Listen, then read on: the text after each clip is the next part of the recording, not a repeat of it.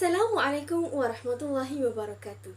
Alhamdulillah, pada hari ini kita dapat bersama-sama dalam sesi perbincangan kita tentang isu kemahiran berfikir aras tinggi di dalam pentaksiran pendidikan Islam. Sebelum kita kupas dengan lebih mendalam tentang topik ini, izinkan saya untuk menggunakan kesempatan ini bagi mengucapkan selamat menyambut bulan Ramadan, bulan yang penuh keberkatan. Semoga Allah kurniakan kesihatan dan kelapangan buat hadirin sekalian supaya kita dapat mengisi bulan Ramadan ini dengan amal ibadah. Amin ya rabbal alamin. InsyaAllah, topik yang akan kita bahaskan pada video kali ini ialah mengenai kemahiran berfikir aras tinggi KEBAT dalam pentaksiran bagi mata pelajaran pendidikan Islam sekolah rendah. Tapi apa tu KEBAT? Menurut KPM, kemahiran berfikir aras tinggi ialah keupayaan untuk mengaplikasikan pengetahuan, kemahiran dan nilai dalam membuat penaklukan dan refleksi bagi menyelesaikan masalah, membuat keputusan, berinovasi dan berupaya mencipta sesuatu. Bagi mata pelajaran pendidikan Islam, PDP berorientasikan KEBAT yang dilaksanakan dengan berkesan dapat membentuk penghayatan akidah yang mantap dalam kalangan pelajar. Proses pelaksanaan KEBAT di Malaysia ialah berdasarkan taksonomi Bloom dan diubah suai oleh Lauren Anderson menerusi 4 hierarki teratas, iaitu mengaplikasi, menganalisis, menilai dan mencipta. Manakala pentaksiran pula ialah proses mendapatkan maklumat dengan menggunakan pelbagai kaedah dan pendekatan sama ada formatif, sumatif, formal atau informal bagi mendapatkan evidence atau bukti yang boleh dipertimbangkan dan seterusnya membuat penghakiman tentang sesuatu produk pendidikan. Dan di dalam konteks ini, produk pendidikan kita ialah pelajar-pelajar kita. Daripada kedua-dua definisi ini, dapat disimpulkan bahawa KEBAT dalam pentaksiran pendidikan Islam ialah suatu proses pembelajaran yang merangkumi aktiviti menghurai, mengumpul, merekod, memberi skor dan menginterpretasi maklumat bagi guru kepada tahap kemampuan pelajar untuk membuat penaklukan dan refleksi bagi menyelesaikan masalah, membuat keputusan dan berinovasi kepada setiap isi kandungan pembelajaran yang diperoleh agar objektif PDP berorientasikan KEBAT dapat dilaksanakan dengan berkesan dan seterusnya dapat membentuk sebuah penghayatan akidah yang mantap dalam kalangan pelajar. Baiklah, mari kita sama-sama lihat apakah ciri-ciri KEBAT dalam pentaksiran. Yang pertama, perlu ada penggunaan stimulus seperti graf, gambar rajah dan petikan supaya dapat menjana penaklukan kritis dan kemahiran inferen. Yang kedua, item yang digunakan tidak berulang. Penerapan KEBAT dalam pentaksiran hendaklah menggunakan item yang pelbagai atau berbeza setiap tahun. Dan yang paling penting, haruslah melangkaui bahan buku teks untuk mewujudkan suasana baru. Ketiga, item adalah berdasarkan situasi sebenar. Item-item ini dapat mencabar murid untuk menyelesaikan masalah berdasarkan kehidupan sebenar dengan mengaplikasikan pembelajaran daripada pelbagai disiplin. Keempat adalah berkaitan dengan pelbagai tahap kemahiran. Item yang digunakan perlu mempelbagaikan kata tugas untuk mentaksir pelbagai pemikiran dalam domain kognitif seperti mengelaskan, membina, membandingkan, menilai, membuat justifikasi, membahaskan, menggubah dan lain-lain. Akhir sekali, konteks bukan lazim. Poin terakhir ini merujuk kepada situasi baharu yang tidak lazim kepada murid. Penggunaan konteks ini adalah bertujuan merangsang daya berfikir murid dan bukan menyatakan atau mengingat semula apa yang telah dipelajari dalam bilik darjah. Setelah kita peroleh gambaran yang jelas tentang KEBAT dalam pentaksiran pendidikan Islam, mari kita kupas pula isu yang timbul daripada pelaksanaan kibat dalam pentaksiran. Kali ini, saya akan bentangkan isu dari aspek guru dan murid. Pertama sekali, isu kibat dari aspek seorang guru.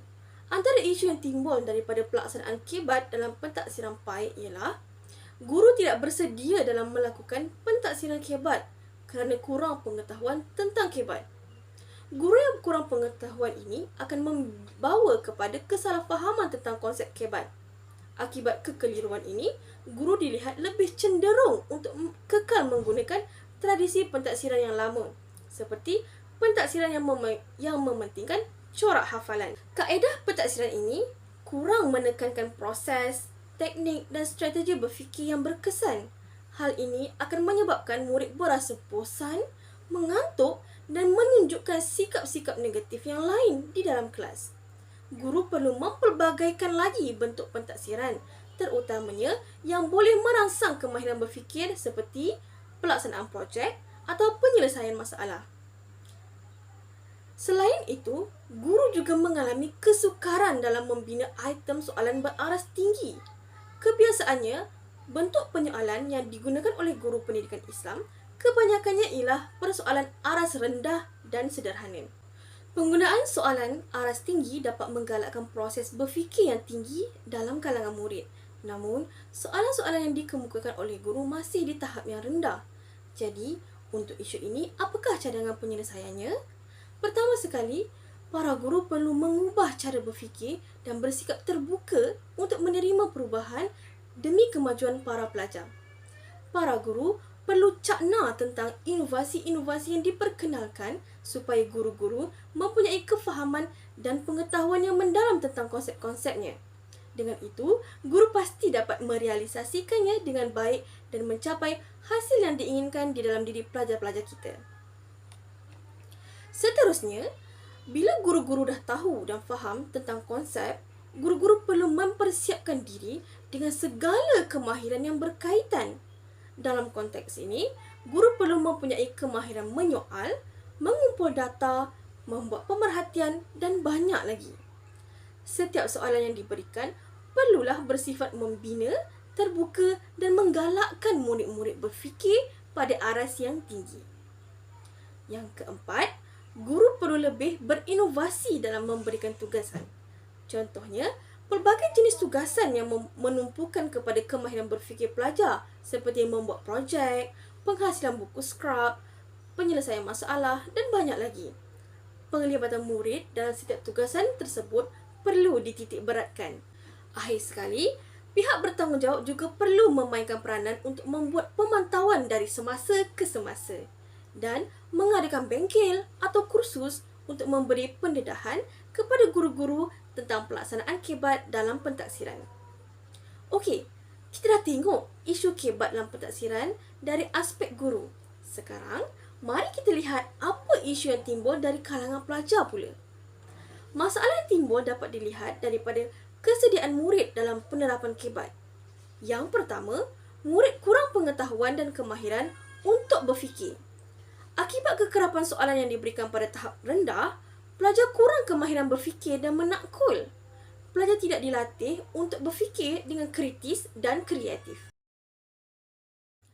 Yang kedua, penglibatan murid yang kurang aktif di dalam kelas. Murid yang pasif dan kurang memberi respon akan menyebabkan pentaksiran kibat tidak dapat dilakukan dengan berkesan. Seterusnya, kurang komunikasi antara guru dan murid.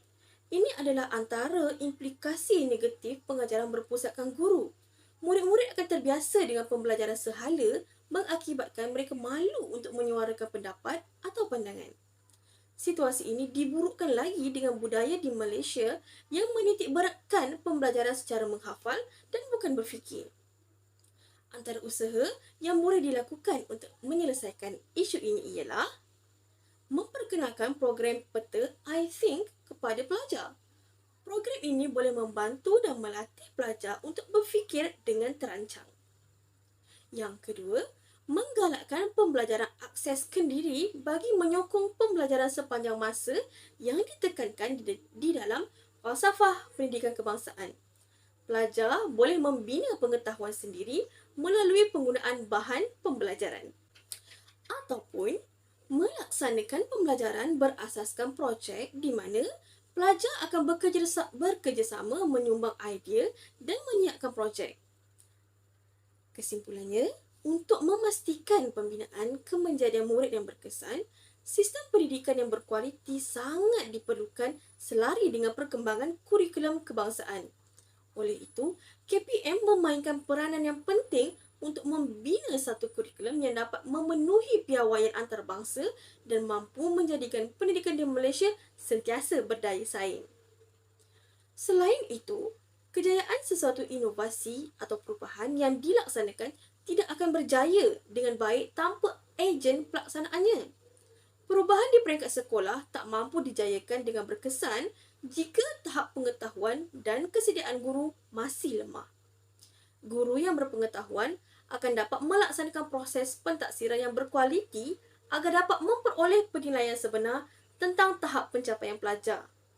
Oleh itu, sebagai guru, marilah kita bersama-sama meningkatkan kompetensi agar kita mampu melahirkan generasi cemerlang penerus masa hadapan Malaysia, insya-Allah.